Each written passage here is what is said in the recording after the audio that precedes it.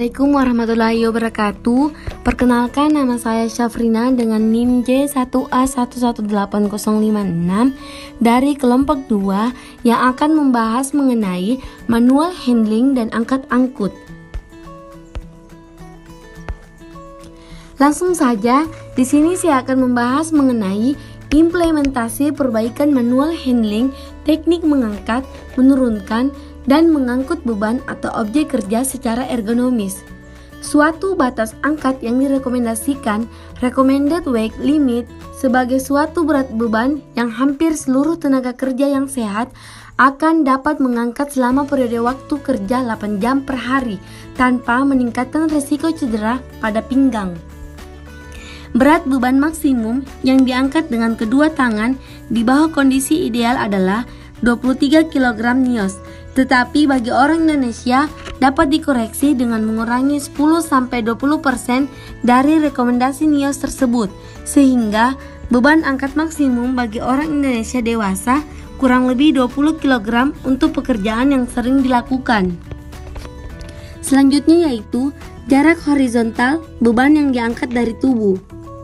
Jarak horizontal beban atau objek yang diangkat dari tubuh merupakan jarak dari otot pinggang ke tangan pada saat memegang objek di depan tubuh. Semakin jauh jarak beban dari tubuh, maka akan semakin besar tekanan kompresif pada vertebrae dan disk. Berbagai karakteristik dari material dan tempat kerja yang dapat meningkatkan jarak horizontal adalah sebagai berikut. Yang pertama, lebar objek atau jarak di depan tubuh. Yang kedua, material atau penghalang antara pekerja dan objek. Ketiga, pekerjaan yang memerlukan suatu jangkauan ke depan tubuh pada saat memegang tubuh. Yang keempat, mengangkat objek dengan lantai dan lain-lain. Baik, perkenalkan, nama saya Mardianti, NIM J1A1118062. Di sini saya akan melanjutkan materi yang telah dipaparkan oleh teman saya. Dan materi yang saya bawakan di sini mengenai pedoman bagi manajemen untuk aktivitas angkat yang aman, seperti yang terlihat pada ilustrasi di samping, di mana ilustrasi tersebut menggambarkan bahwa perlunya pengukuran berat beban dan jarak angkut, agar setiap aktivitas angkat yang dilakukan oleh pekerja dapat berjalan secara lebih aman, sehingga ada beberapa hal yang harus dipertimbangkan bagi manajemen suatu perusahaan. Di antaranya yaitu, pertama, perlu adanya suatu perencanaan aliran proses kerja yang tepat untuk menghilangkan aktivitas angkat yang tidak perlu. Kedua, perlu dilakukan pengurangan pada berat dan jarak beban atau objek yang diangkat dan diturunkan. Selanjutnya, pengaturan posisi landasan objek kerja pada ketinggian yang memungkinkan pekerja dapat mengangkat dan menurunkan objek di dalam power zone pekerja. Kemudian, sedapat mungkin harus dihindarkan aktivitas mengangkat dan menurunkan objek secara manual dari lantai ke lantai secara langsung. Hal ini dapat dilakukan dengan beberapa cara. Yang pertama yaitu tempatkan atau simpan semua objek atau material di atas lantai, sehingga pekerja selalu dapat mengerjakan di dalam power zone, di mana pada lokasi tersebut pekerja mendapatkan kekuatan terbesar. Dan hindarkan desain pekerjaan yang memerlukan pekerja untuk mengangkat material secara langsung ke lantai. Kedua, penggunaan alat bantu mekanik untuk menurunkan dan atau menaikkan landasan kerja, sehingga pekerja selalu berada di dalam power zone pekerja, seperti stack pallets, elektrik atau pneumatik, scissor lift, power stacker, dan lain sebagainya. Ketiga, penggunaan palet dengan mengatur material, dan jika memungkinkan tidak perlu menurunkan material pada saat disimpan. Itulah materi yang dapat saya paparkan, kemudian akan dilanjutkan oleh teman saya. Terima kasih. Bismillahirrahmanirrahim. Perkenalkan, nama saya Saharlina dengan NIM J1A118081. Saya di sini melanjutkan presentasi dari teman saya, di mana yang dibahas oleh teman saya itu adalah pedoman bagi manajemen untuk aktivitas angkat yang aman. Dan poin yang kelima itu, khusus untuk beban yang tidak stabil atau berat, perlu dilakukan hal-hal. Yang pertama, pengujian beban untuk stabilitas dan berat beban sebelum membawa beban atau objek. Dan yang kedua, pengurangan berat beban dengan menggunakan pembungkus atau kontainer yang lebih kecil atau lebih ringan. Yang ketiga, pengisian kontainer harus penuh sehingga tidak goyang atau tidak geser pada waktu dibawa. Yang keempat, penggunaan alat bantu mekanik atau peralatan bantu lainnya untuk mengangkat beban atau objek. Dan pedoman yang keenam, pengurangan frekuensi angkat dan lama waktu kerja mengangkat dengan rotasi pekerja pada pekerjaan mengangkat dengan pekerja lainnya yang tidak terlibat pekerjaan mengangkat. Upaya pekerjaan yang lebih bervariasi sehingga pekerja dapat berbagi antara aktivitas angkat dengan aktivitas lainnya. Baik, pedoman yang ketujuh, jika memungkinkan, redesain kontainer dengan memberi tempat atau lubang pegangan yang aman. Pegangan berupa lubang atau handle akan dapat membuat pekerjaan mengangkat dan membawa objek atau kontainer akan lebih mudah dan lebih aman. Pegangan pada objek atau kontainer antara lain dapat berubah. Yang pertama, penggunaan power grip pada beban objek dengan handle. Kita bisa lihat ilustrasi yang ada di samping. Dan yang kedua, penggunaan hook grip pada objek dengan lubang pada pembungkus beban. Dan kita juga di sini kita bisa lihat ilustrasi yang ada di samping juga. Yang ketiga, penggunaan kontainer dengan handle yang ditempatkan lebih dari setengah dari ketinggian kontainer berdiri. Dan yang terakhir itu adalah penggunaan ledge grip untuk memegang objek yang runcing secara reguler tanpa handle. Baik, perkenalkan, nama saya Irmawati, NIM J1A1-18071. Saya akan melanjutkan penjelasan mengenai pedoman bagi manajemen untuk aktivitas angkat yang aman. Saya akan melanjutkan poin yang ke-9 dari hal-hal yang harus diperhatikan bagi manajemen perusahaan agar aktivitas angkat yang dilakukan oleh setiap pekerja berjalan secara aman, yaitu perlu penyediaan tangga portable untuk mengambil objek yang berada atau disimpan di atas kepala, seperti yang kita lihat pada gambar. Pekerja yang tidak menggunakan tangga, posisi objek atau benda berada di atas kepala, sehingga apabila terjatuh bisa berisiko langsung mengenai kepalanya. Sedangkan gambar yang kedua, pekerja yang menggunakan tangga, posisi objek atau benda berada lebih rendah daripada pekerja, sehingga dapat mengurangi resiko pekerja tertimpa oleh benda atau objek yang di atasnya. Selanjutnya, poin yang ke-10, jika pekerjaan manual handling dilakukan dengan frekuensi tinggi dan untuk periode waktu kerja yang lama, hal demikian merupakan faktor risiko utama penyebab cedera karena suatu repetitif yang tinggi. Frekuensi didefinisikan sebagai suatu jumlah banyaknya objek yang ditangani atau diangkat pada periode waktu, seperti angkatan atau menit. Frekuensi juga mempengaruhi kebutuhan energi pekerja. Dengan demikian, semakin tinggi frekuensi, semakin besar kemungkinan terjadinya kelelahan kerja, yang mana akan meningkatkan kemungkinan terjadinya cedera. Sekian dari saya. Wassalamualaikum warahmatullahi wabarakatuh. Baik, perkenalkan, nama saya Anggi Andriana, NIM J1A118047. Di sini saya akan melanjutkan materi yang telah dipaparkan oleh teman saya. Dan materi yang akan saya bawakan itu mengenai pedoman bagi pekerja untuk aktivitas angkat yang aman. Hal-hal yang harus dipertimbangkan bagi para pekerja agar setiap aktivitasnya itu dapat dilakukan secara lebih aman, yaitu 1. Perlu dilakukan pengecetan label pada kontainer atau pembungkus beban atau objek. 2. Sebelum mengangkat, selalu lakukan pengetesan terhadap beban untuk stabilitas dan berat beban. 3.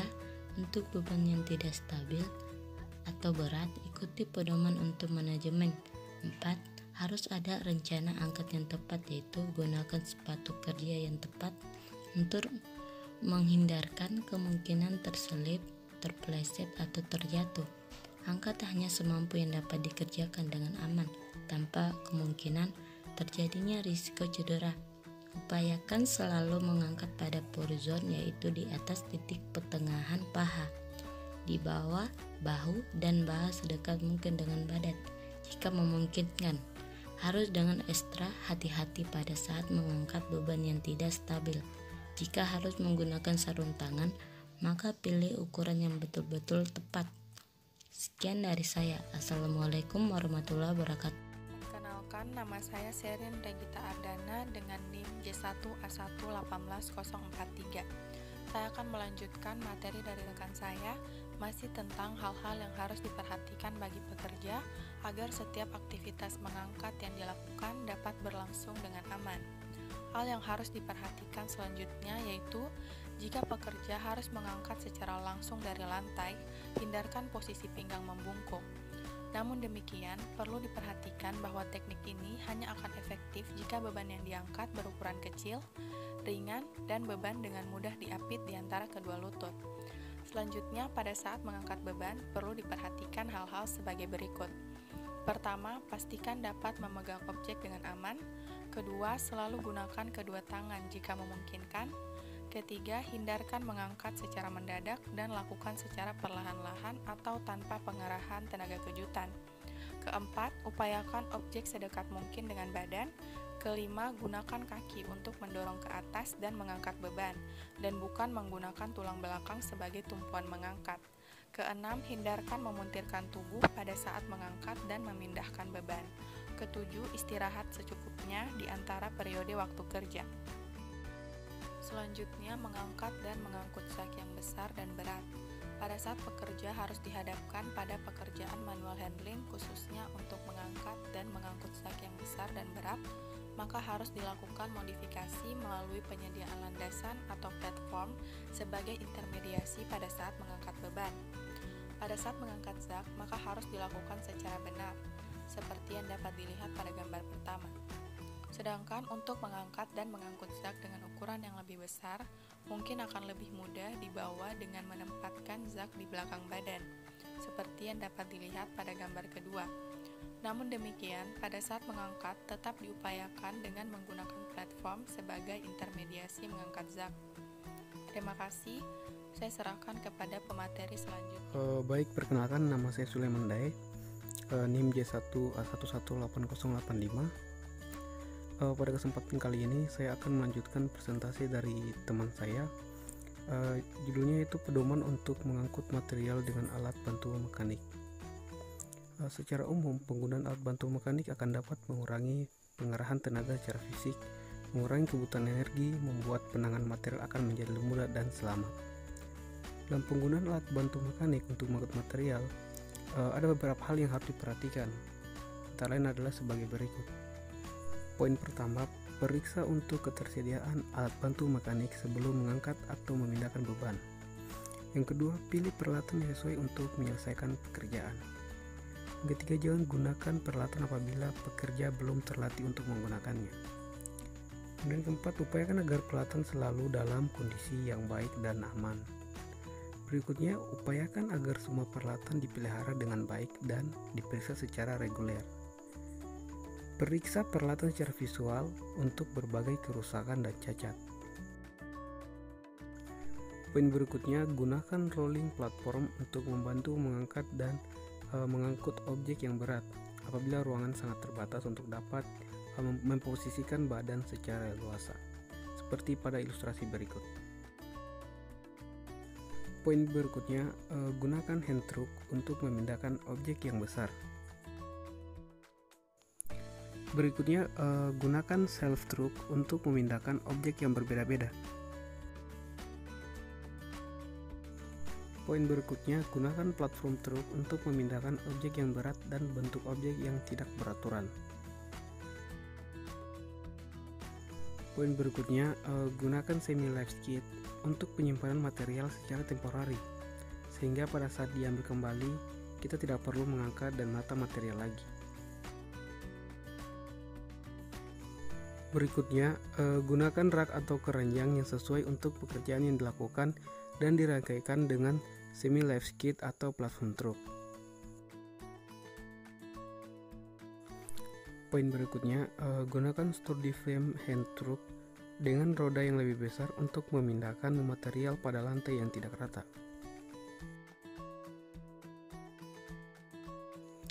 Berikutnya, gunakan pump truk untuk memindahkan material yang disimpan pada palet. Berikutnya, gunakan frame hand truck atau dolly untuk mengerjakan atau mengangkut material yang berbentuk lembaran. Poin berikutnya, gunakan rollers untuk merubah arah beban yang dipindahkan. Poin terakhir, gunakan carts untuk mengangkut silinder. Itulah pemaparan yang dapat saya sampaikan. Selanjutnya akan dilanjutkan oleh rekan saya. Terima kasih. Nama saya Aji Mustafa, NIM J1A1180067. Di sini saya akan menjelaskan mengenai pedoman modifikasi layout ruang kerja. Apa sih modifikasi layout ruang kerja ini? Nah, makanya untuk lebih mudahnya dipahami, artinya modifikasi layout ruang kerja ini adalah mengubah konsep ruang kerja. Modifikasi layout area kerja harus dilakukan sehingga memungkinkan seluruh material dapat dikerjakan tanpa sikap tubuh yang dipaksakan secara berlebihan, misalnya membungkuk atau memuntirkan badan. Nah, untuk mengurangi terjadi cedera. Jadi intinya modifikasi layout ruang kerja ini tujuannya adalah mengurangi terjadinya cedera. Hal-hal yang perlu dilakukan dalam modifikasi atau mengubah konsep ruang kerja tadi, contohnya sebagai berikut. Nah, seperti ilustrasi di samping. Yang pertama ini adalah ilustrasi penggunaan meja dengan ketinggian yang dapat di-setel untuk memperbaiki posisi kerja. Seperti kita lihat bahwa pekerja di situ membungkuk, bisa dimodifikasi dengan tumpuan pekerja tidak terlalu membungkuk. Penjelasannya, seluruh material yang dikerjakan harus diupayakan berada pada ketinggian yang tepat atau pada kisaran power zone. Power zone di sini artinya adalah kekuatan, tumpuan, zona kekuatan. Selanjutnya, ilustrasi kedua, ilustrasi penggunaan self adjusting platform yang dapat menyesuaikan dengan tinggi pekerja secara otomatis.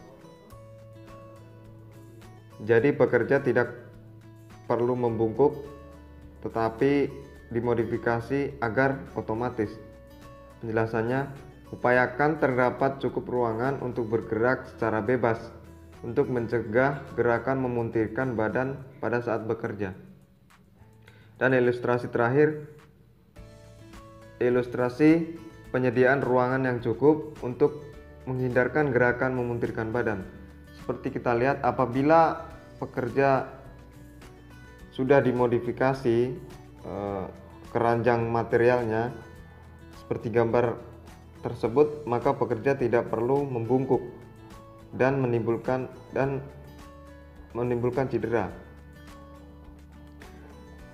Kemudian penjelasannya, gunakan kotak keranjang yang memungkinkan pekerja dengan mudah mengambil material di dalamnya.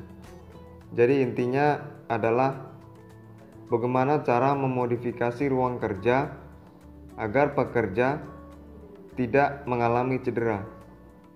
Nah, itu tadi penjelasan dari saya. Kurang dan lebihnya mohon dimaafkan.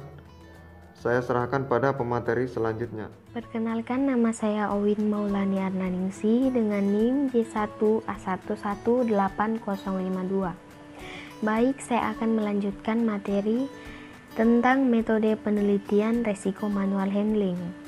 Tapi sebelumnya kita harus mengetahui apa itu manual handling. Manual handling adalah salah satu tujuan utama dari kebijakan kesehatan dan keselamatan kerja untuk menciptakan kondisi kerja yang aman. Tujuannya adalah menghentikan kecelakaan sebelum terjadi dengan membatasi para pekerja agar mengangkat benda dengan berat tertentu. Objek kerja yang berat misalnya mengangkat, menahan, dan memindahkan. Metode indikator kunci digunakan dalam penilaian risiko selama pekerjaan manual handling untuk objek kerja yang berat, dengan memperhitungkan 4 faktor stres fisik yang terjadi selama pekerjaan manual handling, yaitu yang pertama waktu. Indikasi berat ringannya dari lama waktu ketika seseorang menangani beban atau objek kerja. Yang kedua, beban atau massa. Berat ringannya beban kerja oleh karena massa dari suatu objek yang dikerjakan. Yang ketiga, sikap tubuh. Indikasi berat ringannya faktor sikap tubuh dinilai berdasarkan piktogram. Yang terakhir, kondisi selama kerja. Berat ringannya kondisi kerja, salah satu yang harus dipertimbangkan adalah kondisi kerja yang dominan selama periode kerja secara keseluruhan. Terima kasih, demikian presentasi dari kelompok kami, kurang lebihnya mohon dimaafkan. Kami tutup dengan ucapan Assalamualaikum warahmatullahi wabarakatuh.